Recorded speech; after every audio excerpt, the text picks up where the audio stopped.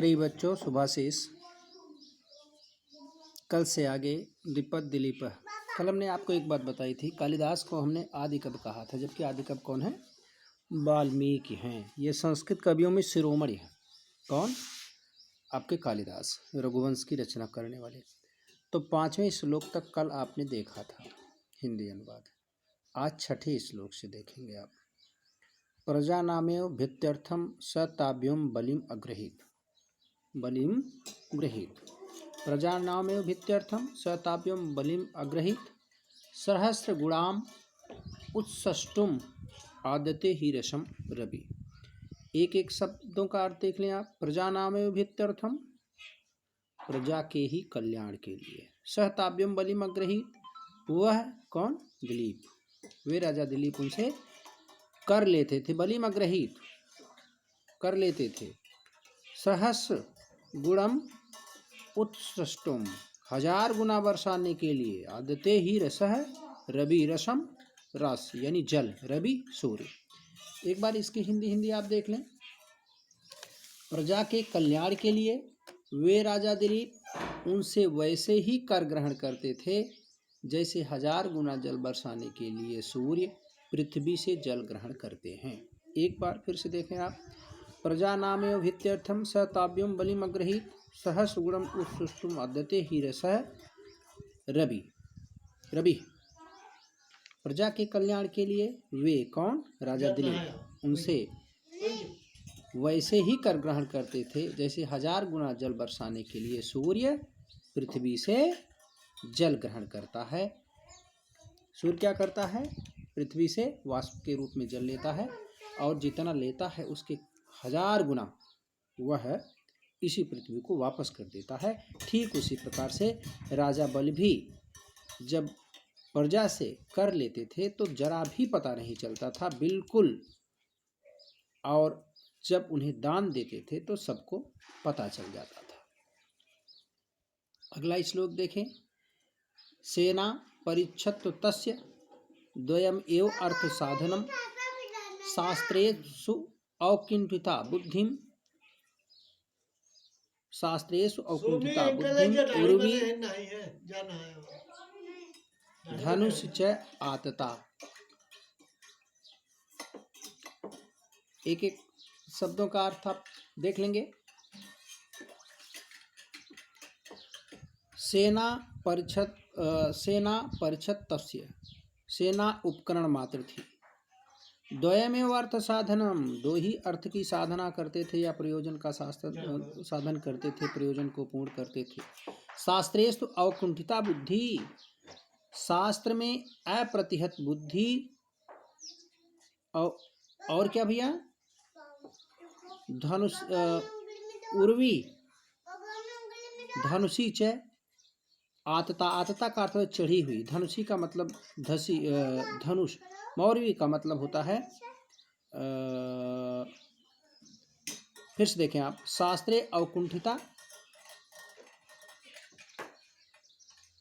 शास्त्र में अप्रतिहत बुद्धि एवं धनुष पर चढ़ी हुई डोरी। हिंदी देखें इसकी। उनकी, किसकी? राजा दिलीप की विशाल सेना तो उपकरण मात्र थी। उनकी विशाल सेना बस उपकरण मात्र थी। उनका प्रयोजन सिद्ध करने वाले बस दो ही साधन थे। द्वयम एव अर्थ साधनम, दो ही उनके प्रयोजन को पूर्ण करने वाले थे। कौन कौन थे भाई? शास्त्रों में उनकी अप्रतिहत बुद्धि, शास्त्रों में उनकी अप्रतिहत बुद्धि और धनुष पर चढ़ी हुई डोरी। अप्रतिहत बुद्धि का मतलब अत्यधिक शास्त्र ज्ञान से संबंधित है। एक बार फिर से हिंदी। उनकी, राजा दिलीप की विशाल सेना बस उपकरण मात्र थी। उनका प्रयोजन सिद्ध करने वाले बस दो ही साधन थे। शास्त्रों में उनकी अप्रतिहत बुद्धि एवं धनुष पर चढ़ी हुई डोरी। 8वां श्लोक देखें। तस्य संवित् मंत्रस्य गूढ़कारोंगितस्य च फलानुमेया प्रारंभा संस्कारा प्राक्तनायु, प्राक्तनायु पूर्वजन की तरह। प्रारंभ संवृत्त मंतस्य, संवृत्त का अर्थ ढका हुआ, संवृत्त का क्या अर्थ होता है? ढका हुआ। हिंदी इसकी देखें, सब प्रकार की मंत्रणा को गुप्त रखने वाले। कौन? राजा दिलीप। सब प्रकार की संवृत्त मंत्रस्य, सभी प्रकार की मंत्रणा को गुप्त रखने वाले, तथा गूढ़ कारेंग तस्य च, बाह्य तथा आंतरिक सुख दुख के संकेतों को भी छिपा लेने वाले राजा दिलीप के समस्त कार्य प्राक्तनायु पूर्वजन्म के संस्कारों के समान फल से ही जाने जाते थे। फिर से एक बार हिंदी देख लें। सब प्रकार की मंत्रणा को गुप्त रखने वाले तथा बाह्य आंतरिक सुख दुख के भाव संकेतों को छुपा लेने वाले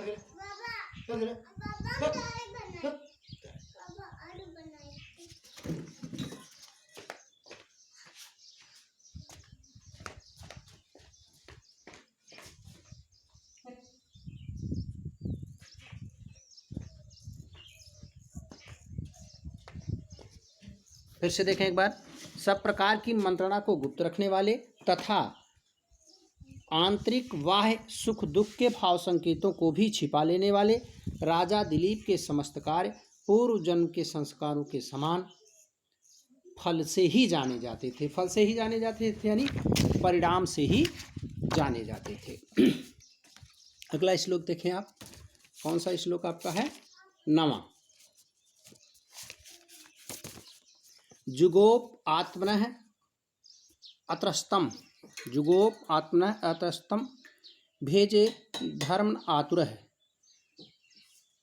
धर्म अनातुरः अगृधनु आददे सो अर्थम असक्तः सुखन अनुभवत।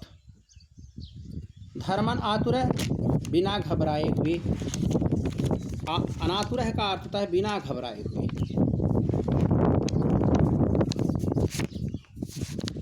एक सेकेंड।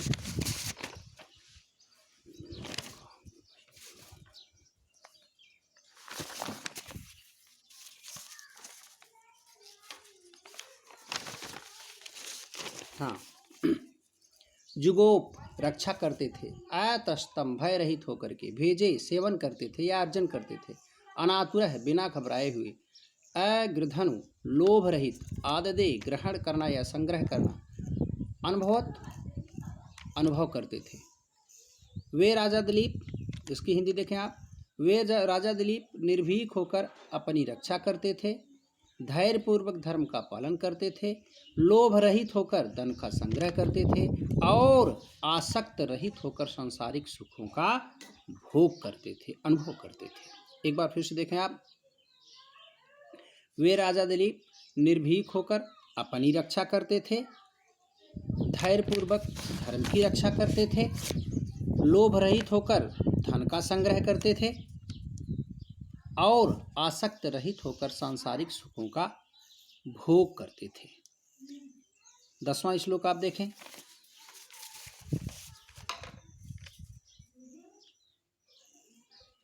ज्ञाने मौनम क्षमा शक्तौ त्यागे श्लाघा विपर्यः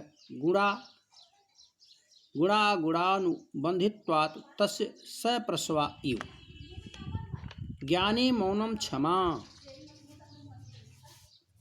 क्या करते थे भैया ये?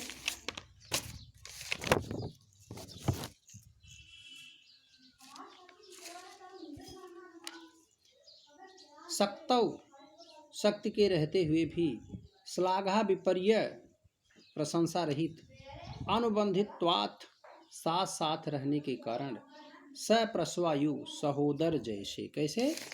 सहोदर जैसे। उनमें किनमें? राजा दिलीप में। ज्ञान रहने पर भी मौन रहना, ज्ञाने मौनम।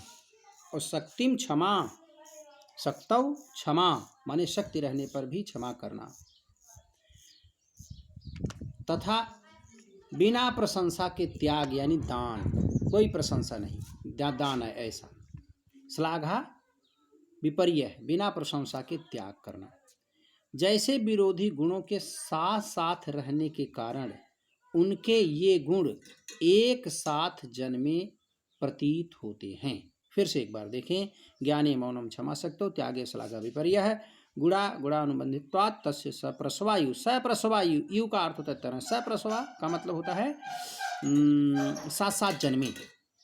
उनमें यानी राजा दिलीप में ज्ञान रहने पर भी मौन रहना, शक्ति रहने पर भी क्षमा करना तथा बिना प्रशंसा के दान करना या त्याग करना जैसे विरोधी गुणों के साथ साथ रहने के कारण उनके ये गुण एक साथ जन्मे प्रतीत होते हैं।